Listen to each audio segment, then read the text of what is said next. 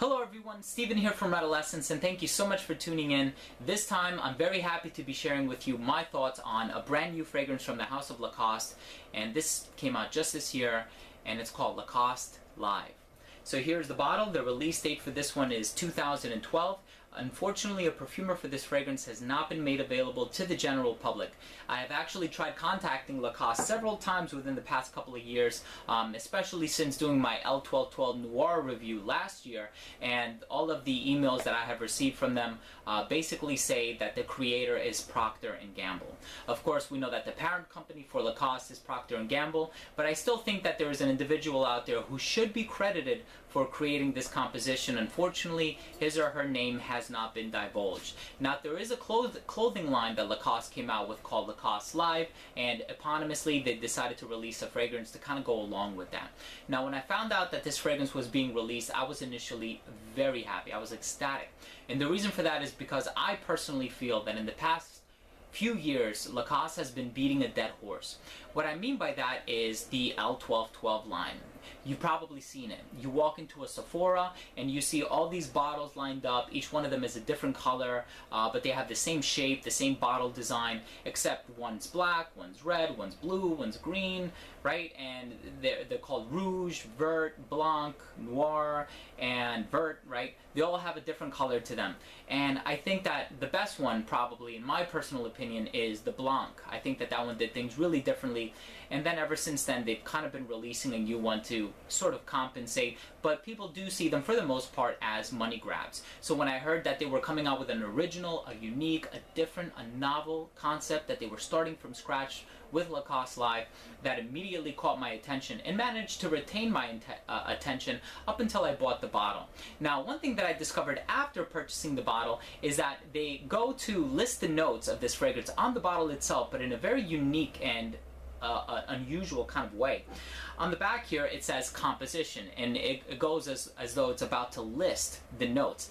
And then it says 32% intense blue, 58% neutral white, 10% pure red, 100% Lacoste Live. I think that's also representative and indicative of the colors on the bottle, but at the same time, to try to describe a smell in terms of color is a little bit ambiguous. And I think unless you have synesthesia or something and you're able to make that chromatic olfactory translation, it won't really mean much to you. So I'm going to let you know what I think of the smell. Next up, let's take a look at the presentation.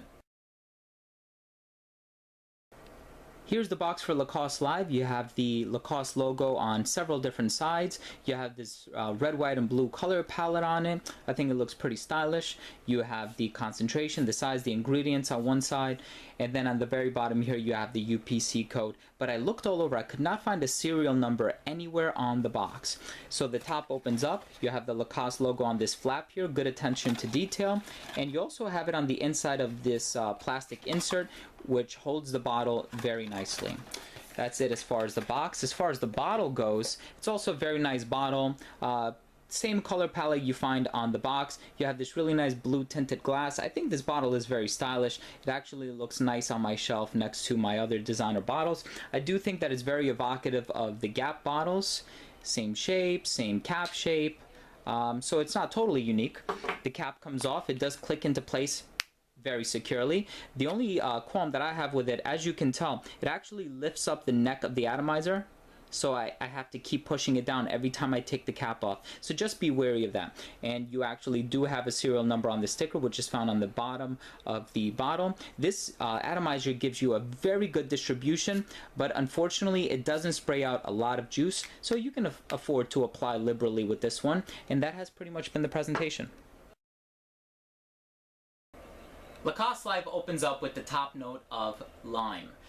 Lately I have been drinking a lot of mojitos. I'm very familiar with the smell of lime. I use it in my food, in my guacamole. I am very familiar with the smell, and with this fragrance, I can't necessarily say that it's a very natural or an authentic smelling lime note in the opening. Had the official note breakdown read bergamot instead of lime, I think I would have been just as convinced. What I think that this introduction does to this fragrance is it opens up a door of predictability for it. And what I mean by that is it is highly evocative and reminiscent of other fragrances that you're smelling on the designer market today. I think one thing to attribute to that generic appeal in the introduction is the fact that this fragrance does contain two aroma chemicals by the names of citral and linalool, which gives it a very generic citrus appeal and overtone in the intro. So you do get just a little bit of citrus in the opening. It's by no means the dominant note or notes or star player, and it quickly evaporates and etherealizes, and then what you're left with is a very nebulous, hazy, and ambiguous mid. The reason why I say that is because there's no concrete way of identifying what notes are in it. Instead, they decided to list two notes. They are watery notes and green notes. So as you can tell, it's very obscure. What constitute watery notes? What constitute green notes? Now, when you think of green notes, I think a lot of people are inclined to think of grass, foliage, maybe floral notes perhaps. I don't really get too much of that in this fragrance. If anything, I get more of like an herbal feel from it. Maybe something akin to basil or oregano. Definitely something more of like an herbal feel. And as far as the watery notes go, this is certainly an aquatic fragrance. If you ask me to classify it, I would tell you that this is an aquatic fragrance, no doubt. But I think that in its aquatic nature, it's also a little spicy, and in my experience with a lot of aquatic fragrances, what actually makes them smell aquatic is the use of certain culinary spices. I don't mean black pepper, although some, like I think an Escada fragrance does have pepper and lime, which kind of gives off a similar feel to this one. I think it's called Escada Sentiment for men. But other than that, you have fragrances like Ocean by Bath & Body Works, which contains nutmeg. You have Pop by Andy Warhol, which contains coriander. And many of these fragrances that have an aquatic tinge actually just have spices in them. And the spices kind of give off that aquatic feel. There's nothing salty about this fragrance, so it's not a true aquatic, but it is a very easygoing, a very crowd-pleasing, and I think a very versatile and very wearable aquatic fragrance. Now, in the dry down, I think is really where it contains its redeeming features. And that's because it contains two notes that one potentially is very polarizing, the other one is not as commonly found in the designer market. And that is a note of guaiac wood. Guaiac wood has a smoky nuance to it. It also has a tar-like smell, and I can't necessarily say that this fragrance is smoky, but it does have something that smells just a little bit woody, and I think that the guaiac wood is the most dominant player in this fragrance. It has a woody appeal, but it's different, and that's what I like about this fragrance, is that it does have a unique take on an aquatic fragrance. I think that there's also just a pinch of licorice in the background, which is listed as a note, but I don't think it's too strong for it to even be noticeable. If you're smelling this fragrance and you're not looking at the note breakdown, nobody's going to say, oh, I think I smell licorice in there. It's only after you read the note breakdown where you're like, oh, I think I kind of get that in the background, but it's not very strong. Bottom line is, I think that this is a nice take on an aquatic fragrance. I think it's unique, but not unique enough. I think that if you do a smell test side by side with another aquatic fragrance, I would definitely be able to pick up on which one is Lacoste Live and which other one is your run-of-the-mill aquatic fragrance. But even then, when you smell it in the air, I just don't think that it stands out too much. I think that it was nice that they decided to branch out into an original concept, but I think that they could have done a lot more. Perhaps if the licorice note were a little bit more amplified in this composition, yes, I think it would compromise the aquatic nature of the fragrance, but I think it would make it a little bit more interesting, and I think people would be inclined to gravitate toward it just a little bit more. As far as it stands right now, I think it's nice, it's fresh, it's refreshing, it's perfect for casual wear, but it's not very unique, and it still has a very generic appeal to it. But as far as the price point goes, I think it's very affordably priced, but I do foresee it being in the bargain bin. So if you can hold out for a few more months, I think you can get it for a really good price. Last up, we have the rating. Take care. First up, we have uniqueness and overall smell. I ended up giving this fragrance a 6 out of 10.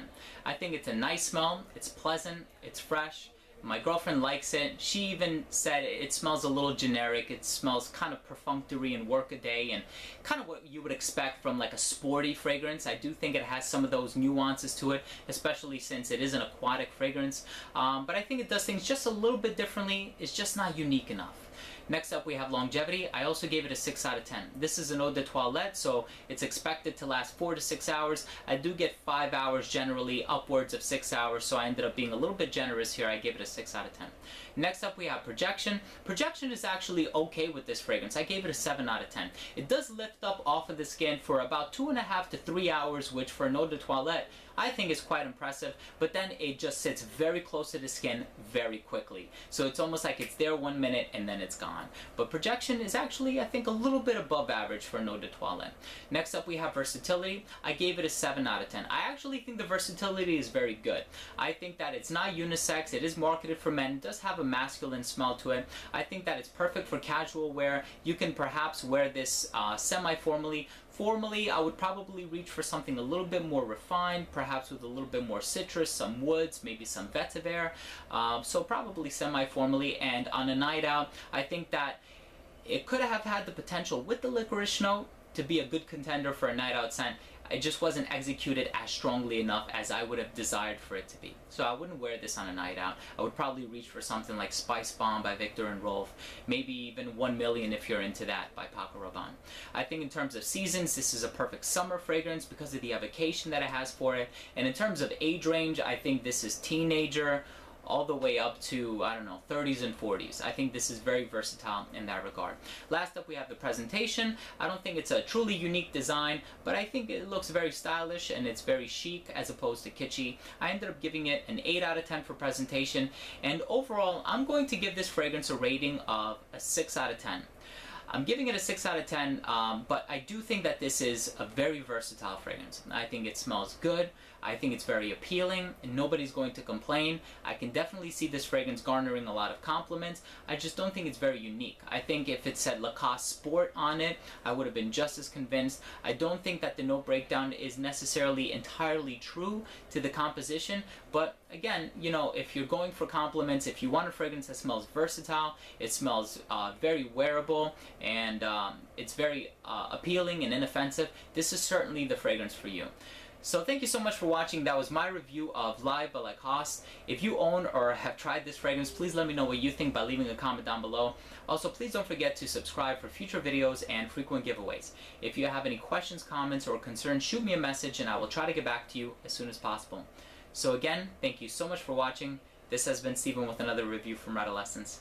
See you soon.